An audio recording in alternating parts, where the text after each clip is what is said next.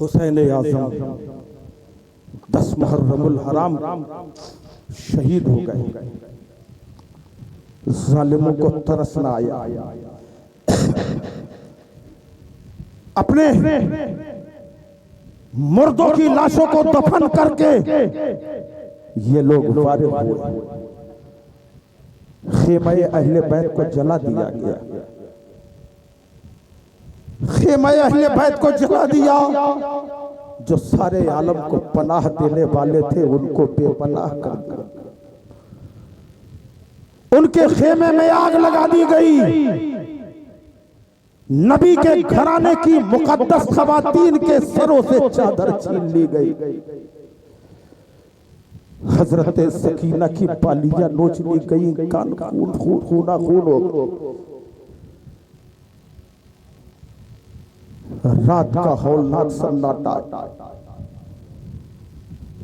वो अपनी लाशों को इकट्ठा कर चुके हैं, मगर करबला के शहीदों के लाशों को उठाने वाला कोई नहीं। एक आबिदे बीमार है, बुखार से तप रहे। अली की तुख्तर सैयदा ज़ैनब रात की तारीकी में खेमे के बाहर पहरा दे रही है। अचानक आधी रात में 2 साए नमूदार हुए, जहां हुसैन आज़म के लाश के टुकड़े पड़े थे। नजर पड़ी सैयदा ज़ैनब की भाई का लाशा यही है। ये 2 साए कौन है? ज़ैनब पुकारी, कौन है मेरे भाई के लाशे के पास? दर्द में डूबी हुई आवाज आई, बेटा मैं तेरे बाबा अली हूं, मेरे साथ तुम्हारी माँ फातिमा भी है। हजरत ज़ैनब ने कहा, बाबा जब मेरे भाई के लाशे पर घोड़े दौड़ाए जा रहे थे तब आप कहाँ थे? जब मेरे भाई का गला काटा जा रहा था तब कहाँ थे? जब मेरे अली अकबर के जिस्म को टुकड़े टुकड़े किया गया था तब कहाँ थे? जब शहरबानों की गोद उजड़ी थी तब आप कहाँ थे? मौला अली की दर्द में डूबी आवाज आई, बेटा हम उस वक्त भी यही थे, तुम्हारी माँ भी यही थी, तुम्हारा भाई हसन भी यही था, नाना जान भी यही थे। अपने लाल के सब्र इस्तिक़लाल और इम्तिहान का जायजा नाना ने खून बोतलों में जमा किया है, जो मैदाने क़यामत में अल्लाह की बारगाह में पेश करके उम्मत के लिए बख्शिश तलब की जाएगी। वो हुसैन ही का खून है जिसके सदक़े में अल्लाह मग़फ़िरत फरमाएगा मेरी गुनहगार उम्मत। वो काफ़िला अहले बैत जंजीरों में जकड़ कर दमिश्क की तरफ ले जाया गया। दमिश्क से कूफा ले जाए, दमिश्क पहुंचाया गया। रास्ते में एक लोगों ने देखा दमिश्क को पूरा सजा दिया गया था, हर तरफ सजा हुआ था। लोगों से कहा था कुछ बागी आए थे यजीद की हुकूमत को तबाह करने के लिए। ये न बताया कि हुसैन का नवासा है, ये नहीं बताया कि हुसैन का खानदान है, सिर्फ इतना कहा था हुकूमत के बागी थे, आज उनके सर काट के यहाँ दमिश्क में लाए जा रहे हैं। अपने घरों को सजा लो, अपने घरों को आरास्ता कर लो, छतों पे आ जाओ और बागियों का अंजाम देख लो। ये कह के सारे लोगों को तैयार किया गया।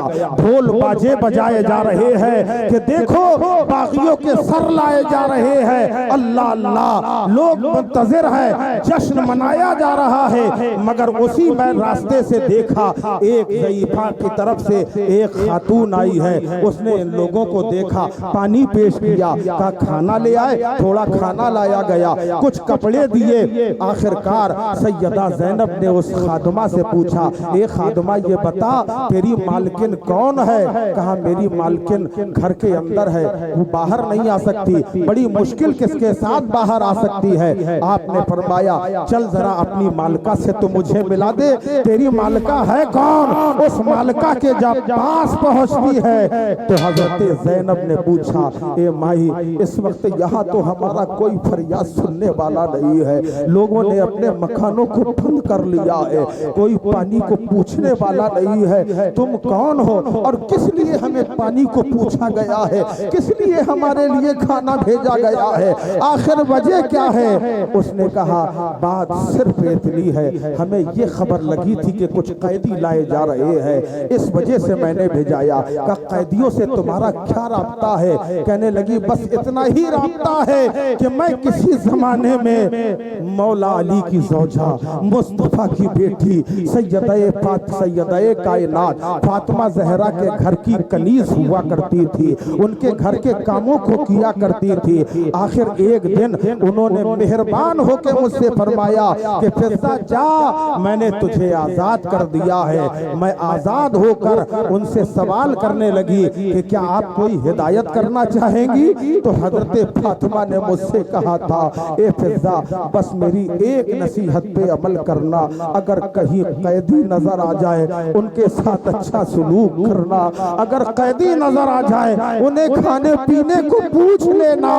आज हमें पता चला कि कुछ कैदी आ रहे हैं, इसलिए हमने खाना भेजा है, पानी भेजा है, खैर खैरियत ली है। आपने फरमाया अल्लाह तुम्हें जजा दे, क्या तुम्हारी कोई तमन्ना है? बता दे, मेरे पास कुछ और तो नहीं है, अल्लाह की बारगाह में हाथ उठा के तेरे लिए दुआ कर दूं। का बस इतनी तमन्ना है, यही दुआ कर दीजिए कि मेरे जमाने में सैयदे कायनात के 3 बच्चे थे, खबर मिली है कि एक बेटा उनका शहीद हो चुका है, जहर दे दिया गया है। अब दिल में यही हसरत है कि मुझे जिंदगी में मरने से पहले वो दूसरे बेटे हुसैन की ज़ियारत हो जाए, उनकी बेटी ज़ैनब की ज़ियारत हो जाए, इतना सुनना था। आप आबदीदा हो जाती हैं, फरमाती हैं जिस हुसैन से के दीदार की तमन्ना है, देखो वो नेज़े में बुलंद है।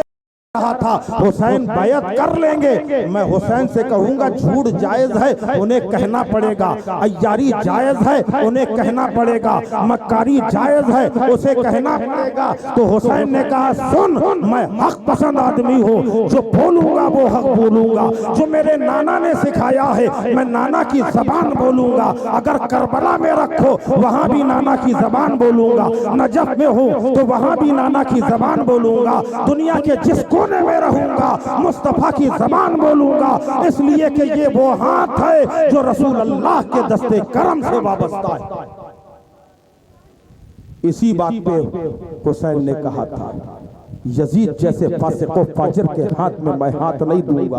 उसने कहा कुनबा कट जाएगा, कहा मंजूर है, बेटे की लाश पे घोड़े दौड़ा दिए जाएंगे। हुसैन ने कहा मंजूर है, कहा तुम्हारी गोद के बच्चे के गले में तीर मारा जाएगा। हुसैन ने कहा मंजूर है, तुम्हारे भाई अब्बास के बाजू कलम कर दिए जाएंगे, कहा मुझे मंजूर है, जवान अली अकबर का लाशा जमीन में खाक व खून में तड़पता देखना पड़ेगा। हुसैन ने कहा मंजूर है, का कासिम की जवानी लुट जाएगी, कहा मंजूर है, कहा तुम्हारे भंजे ओनो मोहम्मद के सर तुम्हारे खेमे में डाल दिए जाएंगे, कहा मंजूर है, कहा तुम्हारा कत्ल कर दिया जाएगा, कहा मंजूर है, कहा तुम्हारे कत्ल के बाद तुम्हारे खेमे को लूट लिया जाएगा। हुसैन ने कहा मंजूर है। करबला के मैदान में सब्र इस्तिक़लाल की चट्टान बनकर हुसैन आज़म ने वो जवान मर्दी के जौहर दिखाए कि कौमे अश्किया के टुकड़े टुकड़े हो गए। वो हुसैन जिनके गलों को मुस्तफा चूमा करते थे, वो हुसैन जिसके सीने में मुस्तफा का दस्ते अक़दस रखा जाता था, वो हुसैन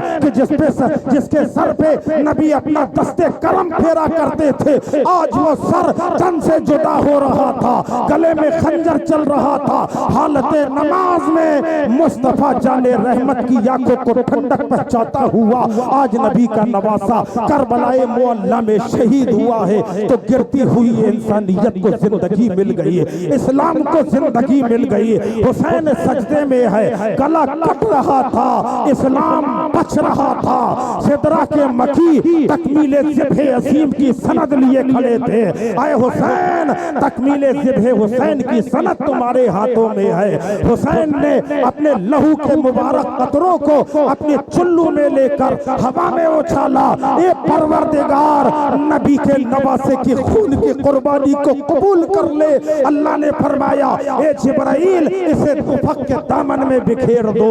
उफक के दामन में बिखेरा गया, उफक से शफक बना। शफक की लाली जो देख रहे हो ये कुछ और नहीं है, बल्कि करबला के इमाम हुसैन के खून की याद दिलाती है। कहने वाले ने कहा है कि शफक बनकर यही कहती रहेगी, खून की सुर्खी हुसैन इब्ने अली तुम पर शहादत नाज करती है, खिलाफत के अमी तुम पर खिलाफत नाज करती है इस्लाम के दामन में। और इसके सिवा क्या है? एक ज़रबे यदुल्लाही, एक सिजदे शब्बीर। हुसैन आज़म 10 मुहर्रमुल हराम शहीद हो गए। जालिमों को तरस न आया। अपने मुर्दों की लाशों को दफन करके ये लोग फारिग हुए। खेमे अहले बैत को जला दिया गया,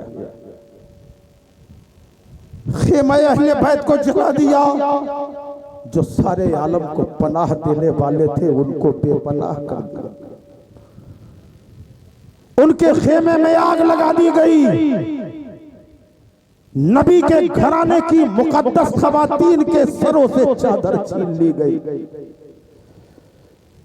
हजरत सकीना की बालियां नोच ली गई। कान खून खून खूना खून हो गया। रात का हौलनाक सन्नाटा। वो अपनी लाशों को इकट्ठा कर चुके हैं, मगर करबला के शहीदों के लाशों को उठाने वाला कोई नहीं। एक आबिद बीमार है, बुखार से तप रहे। अली की तुख्तर सैयदा ज़ैनब रात की तारीकी में खेमे के बाहर पहरा दे रही है। अचानक आधी रात में 2 साए नमूदार हुए। जहां हुसैन आज़म के लाश के टुकड़े पड़े थे, नजर पड़ी सैयदा ज़ैनब की कि भाई का लाशा यही है। ये 2 साए कौन है?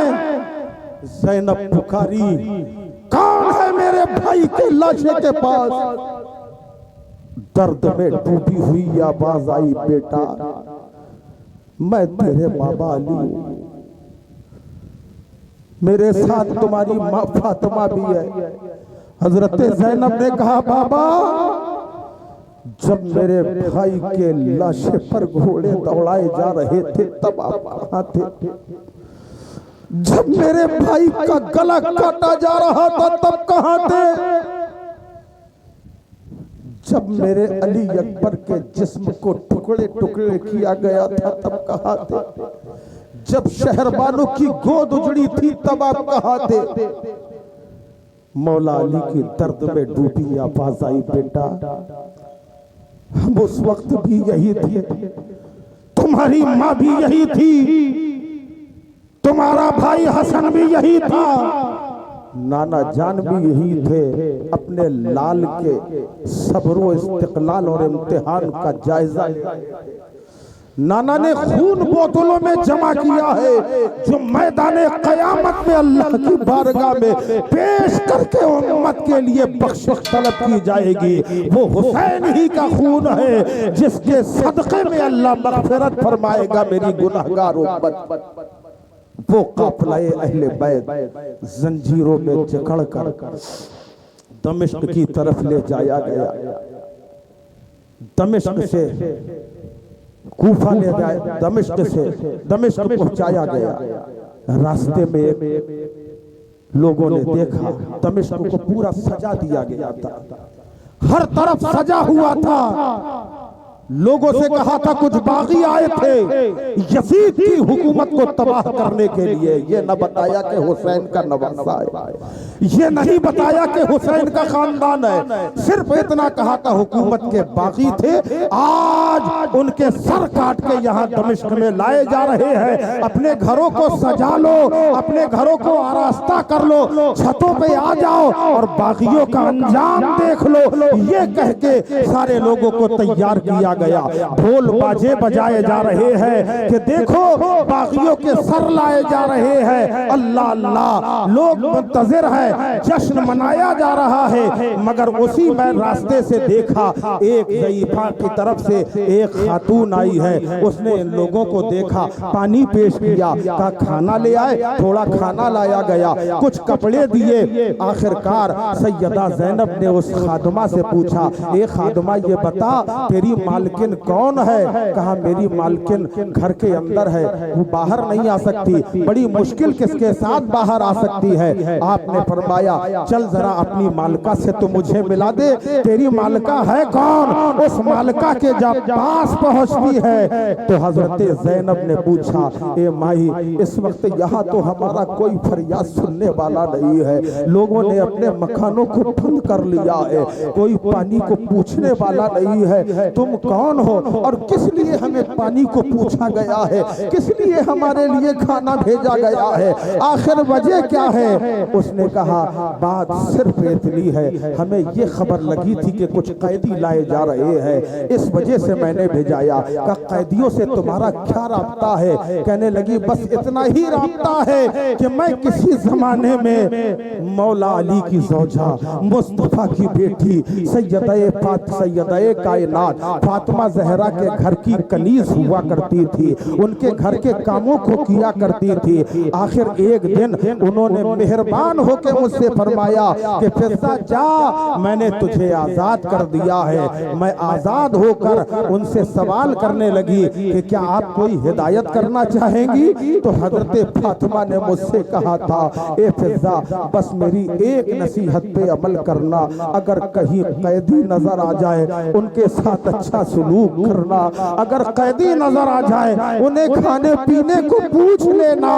आज हमें पता चला कि कुछ कैदी आ रहे हैं, इसलिए हमने खाना भेजा है, पानी भेजा है, खैर खैरियत ली है। आपने फरमाया अल्लाह तुम्हें जजा दे, क्या तुम्हारी कोई तमन्ना है? बता दे, मेरे पास कुछ और तो नहीं है, अल्लाह की बारगाह में हाथ उठा के तेरे लिए दुआ कर दूं। का बस इतनी तमन्ना है, यही दुआ कर दीजिए कि मेरे जमाने में सैयदा कायनात के 3 बच्चे थे, खबर मिली है कि एक बेटा उनका शहीद हो चुका है, जहर दे दिया गया है। अब दिल में यही हसरत है कि मुझे जिंदगी में मरने से पहले वो दूसरे बेटे हुसैन की ज़ियारत हो जाए, उनकी बेटी ज़ैनब की ज़ियारत हो जाए, इतना सुनना था। आप आबदीदा हो जाती हैं, फरमाती हैं जिस हुसैन से के दीदार की तमन्ना है, देखो वो नेज़े में बुलंद है, वही सैयदा कायनात का छोटा बेटा हुसैन है। और जिस बेटी की बात कर रही हो